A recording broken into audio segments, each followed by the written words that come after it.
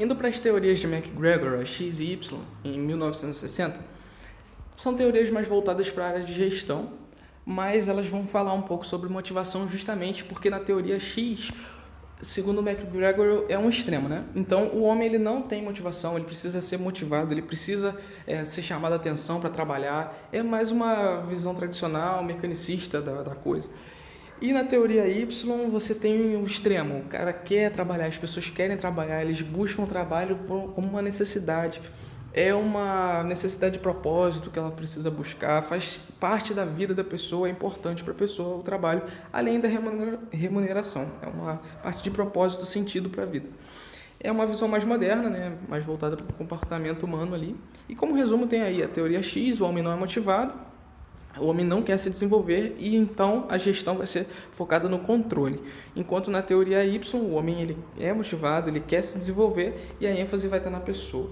Indo para a teoria bifatorial de Herzberg, Mausner e Snyderman, de 1959, eles fizeram uma pesquisa com os trabalhadores, avaliando e perguntando o que fazia as pessoas se sentir bem ou mal no contexto de trabalho, e eles elencaram fatores higiênicos e fatores motivadores. Dentro desses fatores higiênicos, eles são fatores de insatisfação. Então, quando são mal geridos, gera-se insatisfação. E aqui nessa teoria, o contrário de insatisfação não é satisfação. O contrário de insatisfação para eles é a não insatisfação. Então, você vai trabalhar para não deixar as pessoas insatisfeitas. E geralmente são fatores extrínsecos ao trabalho. Também tem os fatores de motivação, que são fatores de satisfação. Eles vão estar mais relacionados a fatores intrínsecos ali ao trabalho, e o contrário, da mesma forma, vai ser a não satisfação. Esses são alguns exemplos, então, dos fatores higiênicos. A política da empresa, supervisão, salários, condições de trabalho, relacionamento com os colegas. E no de motivação, sendo uma parte mais intrínseca, a realização da pessoa, reconhecimento, o próprio trabalho em si, né? Responsabilidade e crescimento. Segundo Kampfer, lembrando lá as classificações que a gente viu, essas teorias voltadas para a necessidade, elas não são muito importantes, lembrando que para Kampfer, teorias importantes, além dela mostrar o fator motivador, elas também mostram como se chegar, se alcançar aquele objetivo que move a pessoa. Então, por exemplo, uma pessoa ela perde rendimento no trabalho e ela identifica que ela perdeu o rendimento porque ela não se sente reconhecida, ela não está bem no ambiente de trabalho. Ok, então a motivação dela para melhorar é conseguir melhorar o ambiente de trabalho. Mas o que ela vai fazer a partir disso? Descobriu, ok, mas quais são os passos? Então tem uma distância entre descobrir e você realmente mudar aquilo. E você ser motivado a ponto de saber as ações que você vai tomar para conseguir alcançar o seu objetivo. Indo para a teoria da expectância de Vroom, de 1995, ele vai dizer que a motivação é uma força de natureza emocional e consciente e ela vai ser ativada a partir do momento que a pessoa é levada a escolher entre vários planos de ação. Essa força, segundo ele, vai estar relacionada com dois fatores. O primeiro são as expectativas individuais e também a avaliação subjetiva das consequências esperadas. Em relação à escolha que você vai tomar, ele vai dizer que ela é resultado da múltipla função de três conceitos cognitivos, que são a valência, a instrumentalidade e a expectância. Para ele, essa escolha ela sempre vai tender a maximizar os prazeres e os ganhos das pessoas e minimizar o desprazer e as perdas. Indo para a valência, ela é o quanto você se atrai em relação àquele seu objetivo. Então, pensando na promoção, um exemplo. A pessoa ela vai desejar a promoção. A valência vai ser o quanto ela deseja essa promoção. Em relação à instrumentalidade, é como você age a partir do momento que você sabe o seu objetivo. Então, são as ações que você vai tomar. Um instrumento de ação que você vai ter para poder alcançar aquele teu objetivo. Então, no caso, seria, por exemplo, estender o horário de trabalho como ação, sempre focado no resultado almejado. E aí você vai ter uma expectativa, uma expectância, que vai ser a probabilidade subjetiva que você vai calcular em cima das suas ações. Então, você, a partir do momento que você tem um objetivo, você vai traçar um plano de ações e você vai ver o quanto daquilo que você está fazendo ou qual é a chance de você tomando aquelas atitudes você conseguir alcançar o seu objetivo. Isso vai estar dentro da expectativa. Segundo Canfer, essa teoria ela é intermediária, porque embora você tenha a instrumentalidade e vá traçar os seus objetivos, você é muito limitado em relação ao ambiente. O ambiente ele limita as suas ações. Agora nós vamos para a teoria de estabelecimento de metas de Locke Latham, 1990, que vai tratar das metas, que são fatores imprescindíveis no que diz respeito à conduta e motivação humana no trabalho. Não basta você dizer para a pessoa que ela deu o melhor de si, é muito importante que você tenha metas para que você tenha parâmetros, indicadores a respeito do trabalho daquela pessoa. Isso vai te ajudar tanto na gestão quanto na motivação da pessoa na realização das suas tarefas do dia a dia. E para Locke Latham, nós vamos ter dois conceitos dentro da meta, que seriam conteúdo e intensidade. Dentro do conteúdo vão estar todas as especificações da meta. Se ela é fácil, se ela é difícil, dependendo do contexto, se ela é específica, se ela é geral, se ela é simples, se ela é complexa. Então, todas as especificações estão ali na parte de conteúdo. Na parte de intensidade, é a meta em relação à pessoa, como ela se sente frente a essa meta. Essa meta é importante, é desafiadora para ela? Dentro disso, e também seguindo aí o comentário de Pérez Ramos, 1990, nós vamos ter um ciclo, onde a gente parte dos valores para aquela pessoa, os desejos dela, a gente traça metas específicas com um grau de complexidade e dificuldade. A pessoa vai ter o desempenho dela em relação àquelas metas, vai concretizar ali as ações, e depois nós vamos ter o feedback, que é muito importante, tanto para a pessoa se conhecer, ela vai fazer uma autoavaliação, quanto para uma avaliação gerencial para guiar essa pessoa nas ações dela, para direcionar, para que ela não se frustre, justamente gastando energia onde não deveria, tomando atitudes erradas em relação ao objetivo que ela tem. Então, uma forma da gente ser mais efetivo, mais direto na resolução dos problemas em relação ao alcance de metas. O feedback é muito importante nesse sentido. Então, um exemplo seria, por exemplo, uma pessoa que acabou de se formar em sistemas e você dá um software super complexo para essa pessoa desenvolver. O conteúdo dessa meta vai ser muito complexo para aquela pessoa. Ela não está preparada tecnicamente para conseguir fazer aquele programa. Então, isso vai desmotivar ela. É muito difícil em relação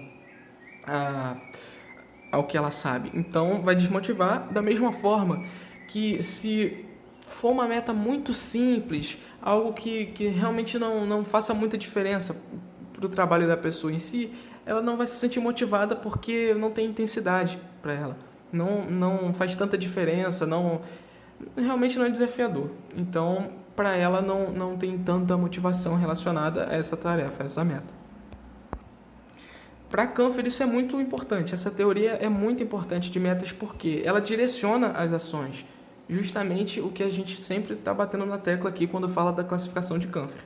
Segundo ela, as metas vão dirigir a atenção, vão mobilizar o esforço para a ação, vão encorajar a persistência na ação e vão facilitar o desenvolvimento de uma estratégia de ação. Então chegamos na teoria do fluxo do meu amigo Mihaly, que eu não me atrevo a dizer o sobrenome dele, de 1996.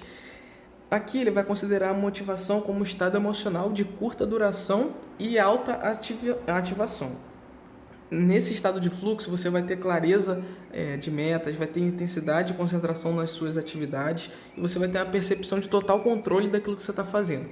É justamente são aqueles momentos em que a hora passa e você não vê, que você está super produtivo, fazendo muito com muita qualidade. Segundo Mihaly, o estado de fluxo vai ser um estado psicológico de êxtase. E tem alguns fatores que podem influenciar aí em você conseguir alcançar esse estado de fluxo. O primeiro é você ter clareza nas metas que você tem e ter feedbacks contínuos. O segundo é você ter controle do processo, é você ter as habilidades necessárias para que você consiga desenvolver as atividades. A terceira é você minimizar qualquer tipo de distração que pode acontecer com você. Você tem que estar concentrado. O ambiente tem que estar propício também. E uma coisa interessante é você avaliar em quais momentos isso acontece, porque você pode explorar isso e buscar fazer isso ser recorrente na sua vida para que você seja mais produtivo e consiga realizar ali suas atividades. Então a motivação vai ser um estado psicológico de duração curta e de alta ativação, que está relacionado aí com êxtase, com alta concentração, com a clareza cognitiva, com autocontrole.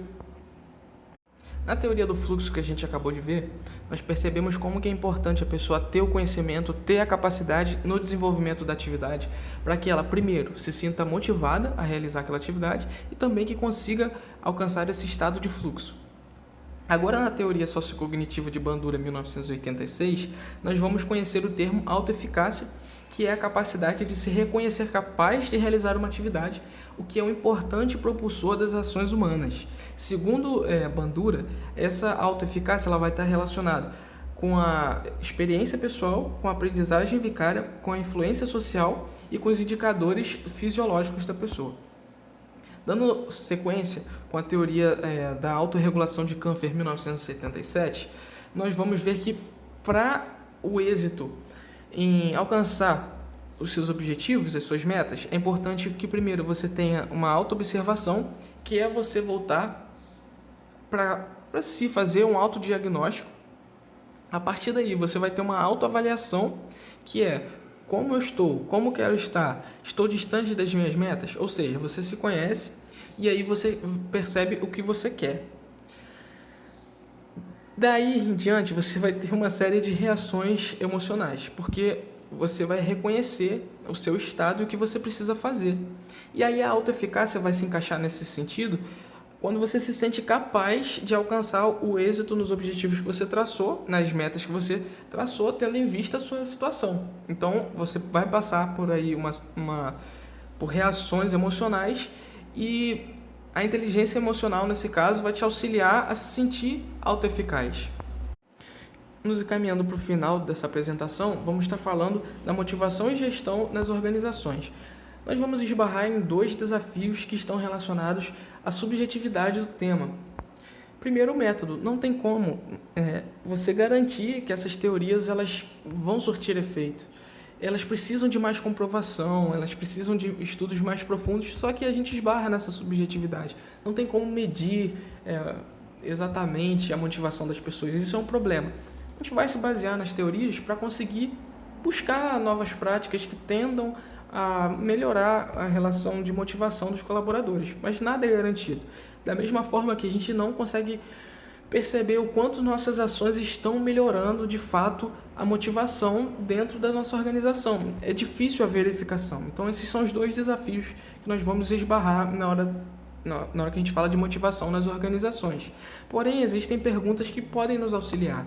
A primeira é em como a gente consegue ativar a motivação nas pessoas. Quais são os valores para essas pessoas? De onde ela tira a motivação intrínseca dela? Como a gente pode auxiliar para que ela tenha uma motivação extrínseca? Como a gente pode melhorar o ambiente? Como a gente pode traçar metas interessantes para essa pessoa? Justamente essa é a segunda pergunta.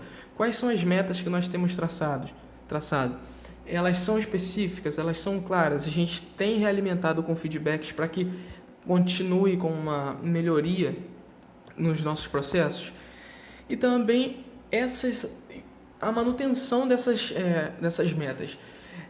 Ok, acertamos, mas elas continuam alinhadas no longo prazo com os nossos colaboradores? Tem algo que a gente possa fazer para que essas metas organizacionais elas estejam alinhadas com as metas pessoais que essas pessoas têm? E para finalizar, só uma frase do Senge, de 1999, ele diz que as organizações são jardins, as plantas e flores são os demais trabalhadores e os gestores são os jardineiros. Cabe aos gestores construir e manter belos jardins que conciliem o estético e a salubridade, ou cultivar lugares pouco estéticos e inóspitos à proliferação de vida saudável. Essa foi a minha apresentação. Eu abro agora para perguntas. Agradeço aí a oportunidade do professor Tiago. Sempre que precisar, a gente está aí.